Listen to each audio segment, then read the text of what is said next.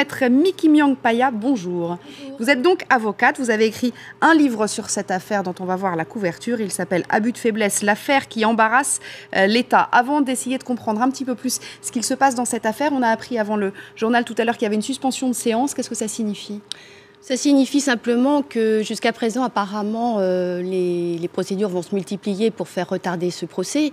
Ça fait quand même 8 ans qu'on attend qu'il soit jugé. Je sais que, je viens d'apprendre qu'effectivement, déjà il y a un mise en examen qui a tenté de mettre fin à ses jours. Donc c'est sûr qu'il faut un peu de sérénité dans les débats. Donc il y a eu cette suspension de séance. Et puis également, il y a une question préjudicielle de constitutionnalité qui a été déposée. Et puis des demandes de renvoi, puisque ça, il va falloir que ce soit examiné. Il va falloir que le tribunal délibère là-dessus. Alors, pour bien comprendre, vous allez nous expliquer ce qui va être jugé, donc, a priori à partir de demain, mais pour le moment, on n'en sait trop rien. Il y a 10 personnes qui faisaient partie de l'entourage de Madame Bettencourt qui sont jugées pour abus de faiblesse. Il y a un ancien ami, un ancien gestionnaire, un ancien ministre, un infirmier. On leur reproche d'avoir abusé des largesses de Madame Bettencourt. C'est en tout cas ce que dit la fille de Madame Bettencourt. C'est quoi un abus de faiblesse ?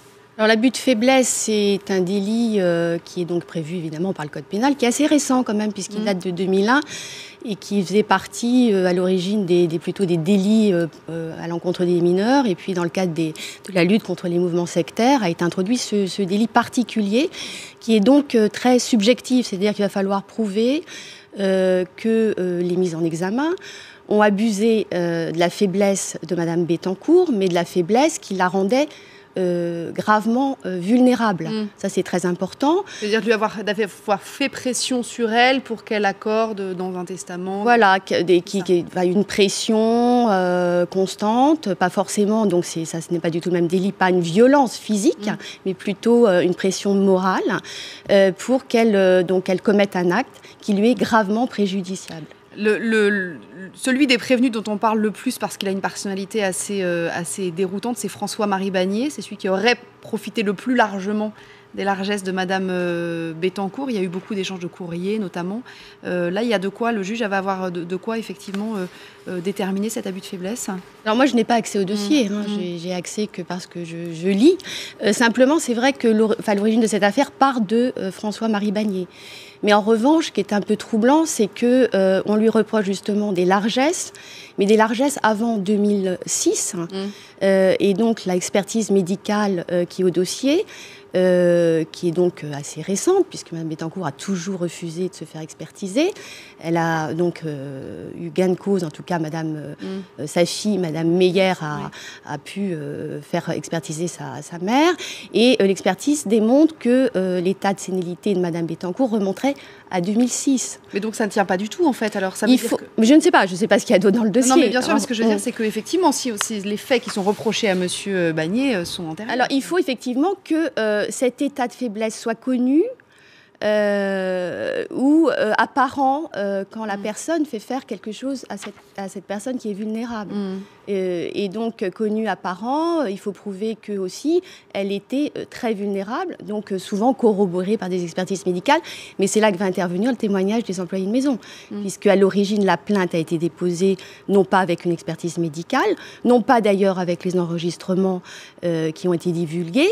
À l'époque, il y avait simplement les témoignages des employés de maison. Notamment de Madame Thibault, qui depuis a été condamnée pour faux témoignage, donc ce qui complique les choses. Elle n'a pas été condamnée, elle est mise en examen pour l'instant.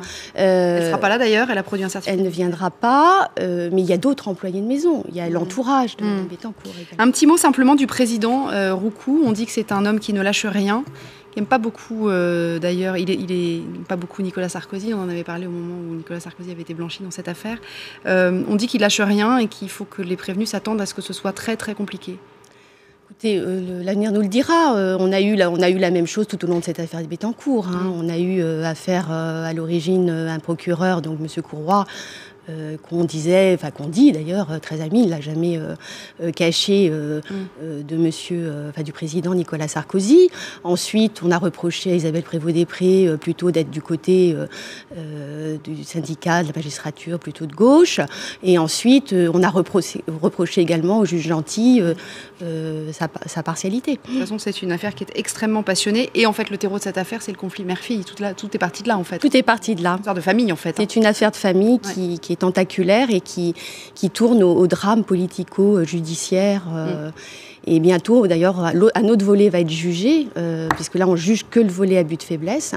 C'est le volet trafic d'influence. Oui, c'est ça. On aura l'occasion d'en reparler. Merci beaucoup. Merci d'être venu nous voir pour nous parler de tout ça. On pourrait s'en parler pendant des heures. Mais là, c'est l'heure du jour.